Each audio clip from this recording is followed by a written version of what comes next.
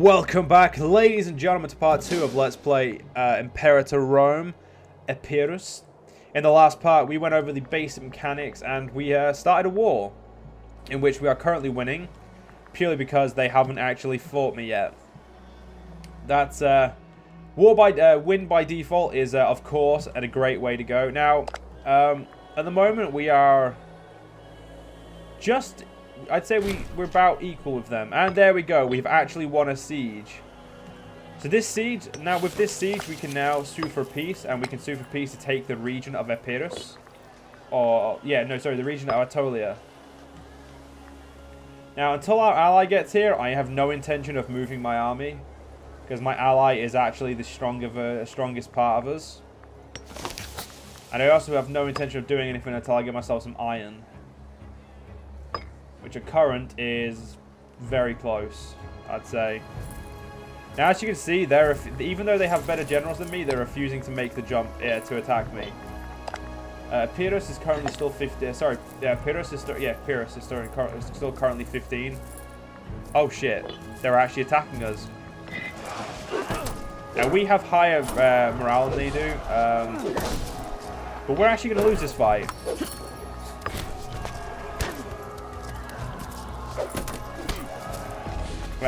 They want to give...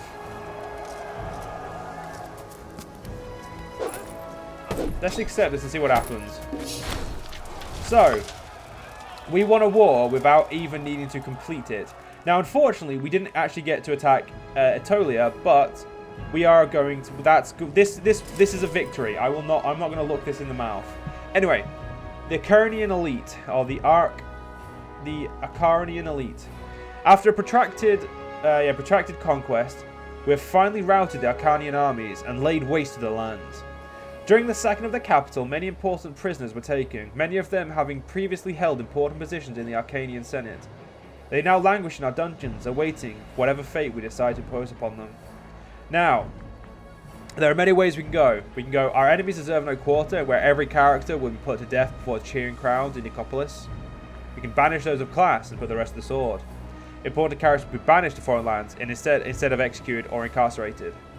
And so this one we gain popularity as a leader. This one, Epirus loses some more aggressive expansion. Imprison their leaders, let the rest disappear. Important Acarnanian characters will be imprisoned by Epirus, and we will lose popularity, or we can pass judgment on the important families. You'll be able to decide what to do with the important family, each important families. And nope, we're gonna do our enemies deserve no quarter.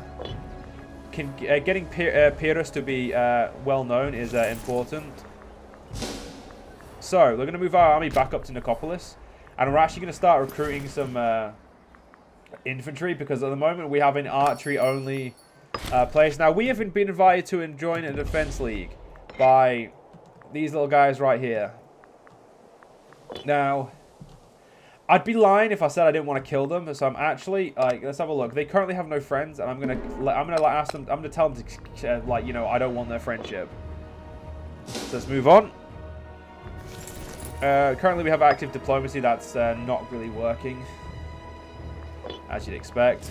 Now, I will say something, ladies and gentlemen.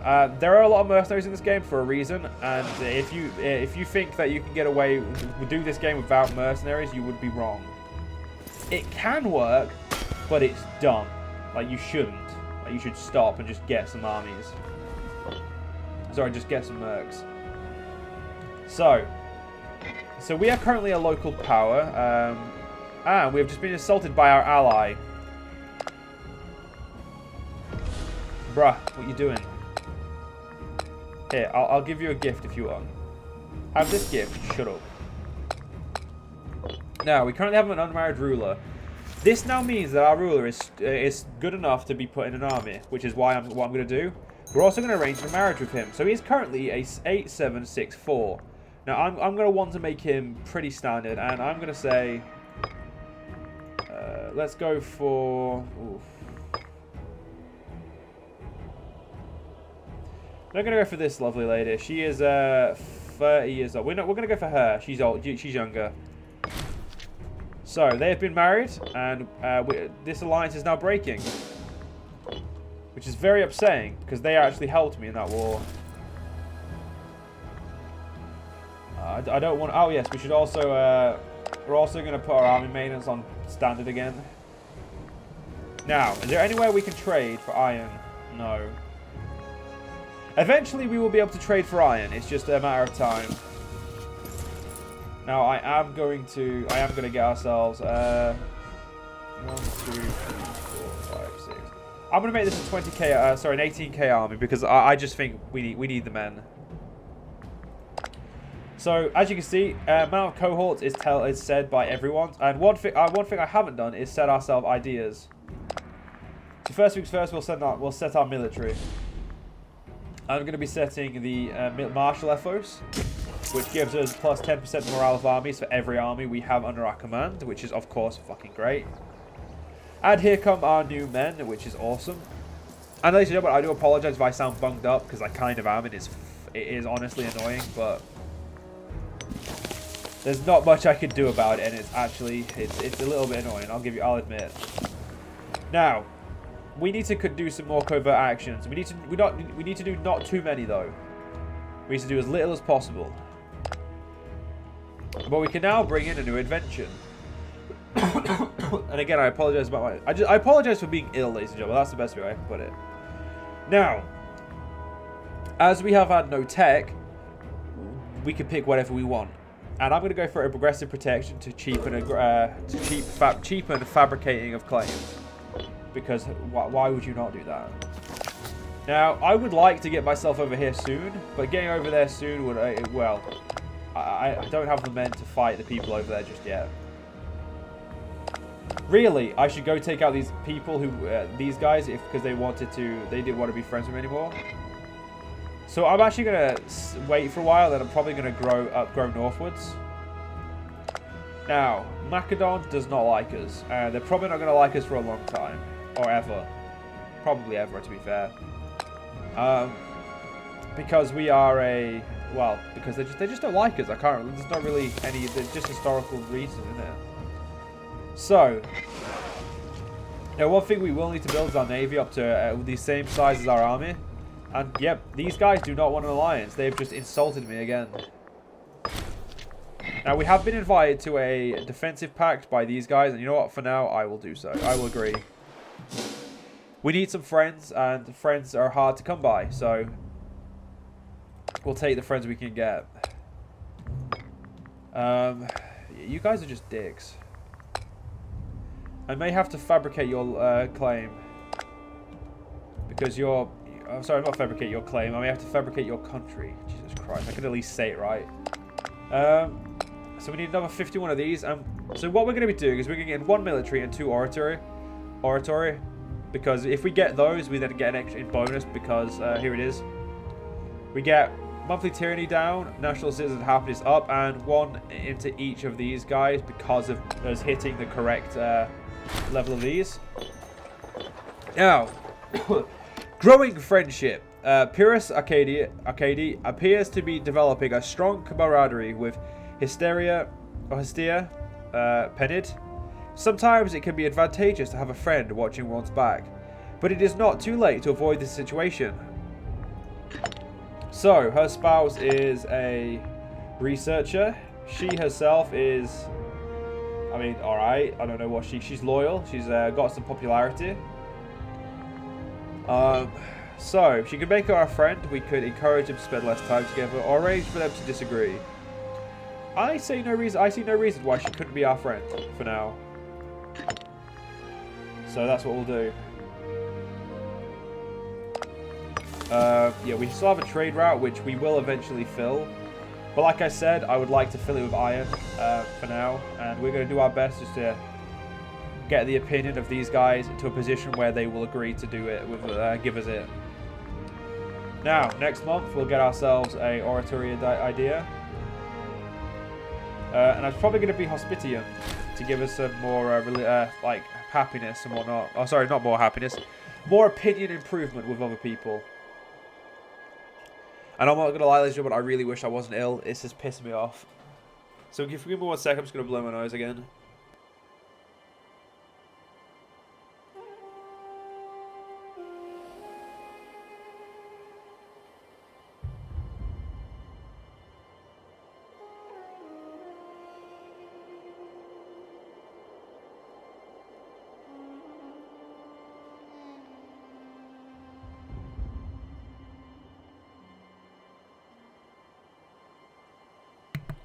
My apologies, ladies and gentlemen. It is honestly a massive pain in the ass, like I said, but not much I can do. Now, we are currently in a decent position. That war was actually a little bit easier than I expected. I say that in a weird way, but this is the way it is. And a son has been born to us. He is obviously crap at everything, but he is he's growing up. That's good enough for us. Menelaus Arcadia. Now, ladies and gentlemen, I will admit, I'm going to say this again, I will be pronouncing loads of things wrong. And now, here's something we're encountering. Pretender support. Characters will support pretenders if they like them better, which is perfectly fine. It's dealable. But it's something to be aware of. And in this situation, I'm now aware of it. So, and you guys are too. Now, there's out of all of these, the Olympic Games. Yes, I love this event. Once more, the renowned Olympic Games are due to occur in the city of Olympia. The traditions surrounding these games are ancient, reputedly dating back to the days of mighty Heraclius himself, and they are an occasion in which all of Greece rejoices. It is our custom to send the proudest, most able young sons of Epirus to compete on our behalf. We believe we have found two ideal candidates, a well-muscled brute of a man by the name of Ptolemaeus, and a nimble-footed sprinter who calls himself Epicrates, I believe that is. Which of these fine athletes should we send to compete in the games? So, we could send Ptolemaeus or Heraclitus. I'm actually going to send Heraclitus because he looks like he's got a little bit better military, and I believe military is the way to do it. Now, we do need a new guy here, and unfortunately we'll have to be... We have actually reduced our thing quite a lot. And as you can see, because we are a local... Yeah, we keep getting gifts for some reason. I don't know why. I think they're just trying to improve their opinion of us. Which makes sense. I mean, I am amazing. So, you know, you probably want to improve your opinion. Now, we can have an oratory idea. So, like I said, I'm going to pick Hospitium because it, in my opinion, is one of the better ones. And I'll probably take the military administration. But first, we'll take Hospitium. Because you want to get this finished sooner rather than later. Because as you can see, you get bonuses. And bonuses are awesome. Now, we may have to sit with no claims for a while, which can be unfortunate, but is definitely not a problem. Yeah, we'll help you. What's up, bro? Okay. So, we've just been declared war on by... So, what's this war? Oh, they just want to show superiority. And unfortunately, we will probably... This is going to be a situation we're probably going to lose this war. Quite hard, because they have, as you can see, they have heavy infantry, which we don't. Now, of course, that's going to be a massive issue, but we'll deal with it. Olympics Games concluded. The Great Olympic Games have come to an end with much rejoicing and celebration. The highlight of this year's Games was during the Pyramikia, a dangerous fistfighting event. Epirus of Byzanton was disqualified after attempting to gouge out the eyes of his sparring partner, Heraclius of Albia.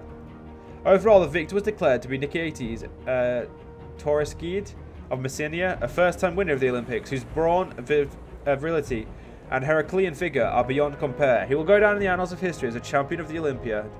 Ah well, better luck next time. Now, I don't know what these guys are going to ask for. Oh, annexation. They want to annex me. Well, ladies and gentlemen, unfortunately, we're not really in a position to argue with them.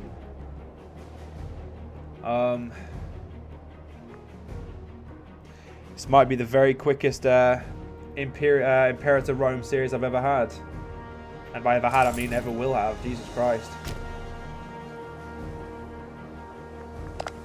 I'm in a very bad situation. I'm in two wars, both of which I really shouldn't like. One of which I should not be in, and the other which is just going to be horrid for me.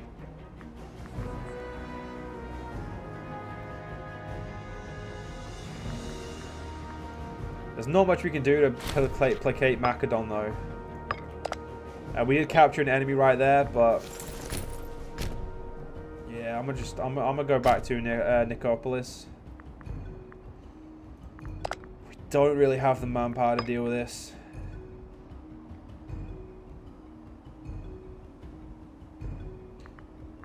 Wait, Wait, did they declare war on my ally and not me? And there is an army wielded by the great Macedonians. They is a 15 cohort army with heavy cav, heavy infantry, skirmish cav, light infantry, and archers. We are officially going to lose horribly on this.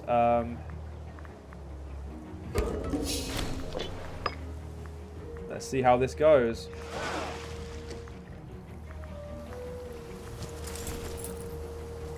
We are fighting a war for someone else, which is unfortunate, but it's how it goes.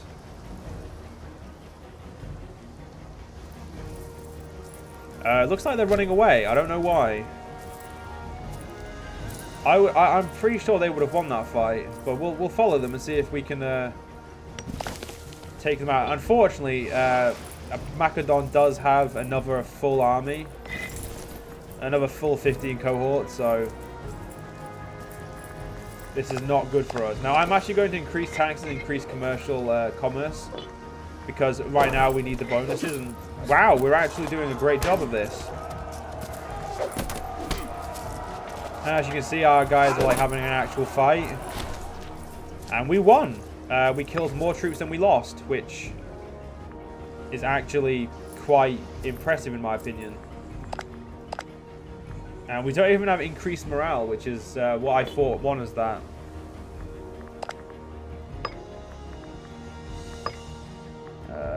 Right. So I can't abandon my allies in these wars for a while. Now, I'm probably going to do my best to just try and keep Macedon away from me. But again, we can't leave these wars for a couple of years. And that's not good for us.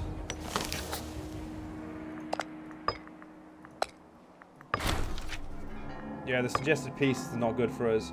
And now, a religious proceeding. A struggle between the religious echelons of our society and the peasants has recently came into light, as the populace at large feel the religious ceremonies are inaccessible and distant.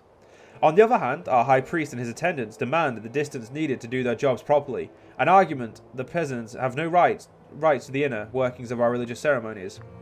So we could say the priests will be left alone when we get closed temples, which gives us national unrest, but it does increase our Roman power and duration, and gives us some loyalty from the Hierophant, but we do lose stability. Now we could do a glorious proceeding through the city, we'll appease both sides, where he'll gain slight opinion and we'll get a little bit of religious power, but nothing else happens.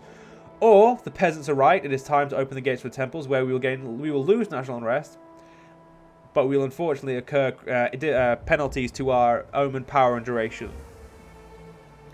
Now, that doesn't mean that, so when it comes to this event, I like to go in the middle ground. A religious proceeding through the city will appease both sides, because early on, it's just best to appease people. Well, especially now that we're at war, appeasing people should be our first and only thing. Now, I'm actually going to increase my army again. I'm going to increase it by another 6 armies. Try and because we're using mostly light infantry, it's not really too much of an issue for us to do so. Now, we can also now finish this off by gaining military administration. Now, that gives us loses us tyranny and national, what's it called? National, gains us national citizen happiness. Now, with my armies growing, I'm going to do my best. Like this war, I don't expect to get anything or anywhere.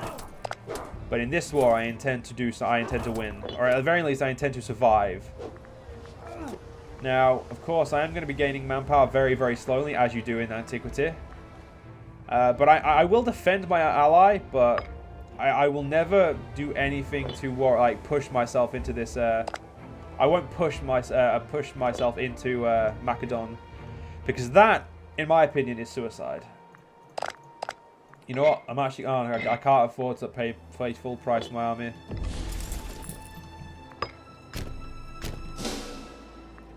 Wow. Apparently, we'll only just turn around the battle if we get there, and we get there on the 25th of December. This battle will probably conclude before then, and I'm gonna say it'll conclude in my allies' favor, hopefully. Nope, it looks like the battle will not conclude until we get there. In which case, we'll take over and we'll Pyrrhus will more than likely bitch slap them.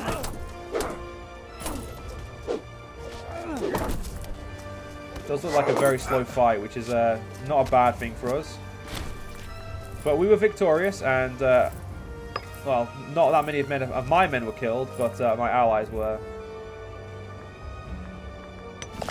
And as you can see, Macedon is just responding by increasing their armies. Which, let's be honest, is a very rational way to do this. Anyway, unfortunately, John, we'll have to continue this in the next part. I'll see you guys in the next part. See you guys then.